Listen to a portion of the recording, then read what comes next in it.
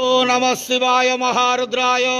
दीपं यदि परं ब्रह्मा दीपं यदि जनार्दनः दीपाहरति मे पापो पूजा दीप नमस्तुते अहे धवलेश्वराय वालालिंग महाप्रभु संसार सुखी रखंतु आज आषाढ़ मासर शुभ रविवार समस्त श्रद्धालु भक्त मान को आश्रीपद करंतु मनस्कामना पूर्ण करंतु कर्म क्षेत्रोन्नति करंतु ग्रह इष्ट खंडन करंतु जगतर मंगल करंतु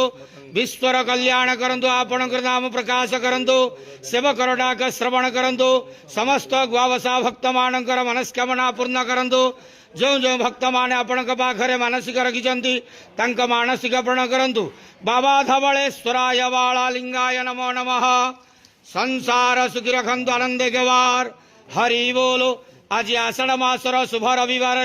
समस्त श्रद्धालु भक्त मान को आश्रीपद करंतु आनंदे गवार हरि बोलो बाबा धवलेश्वराय वालालिंगाय नमो नमः।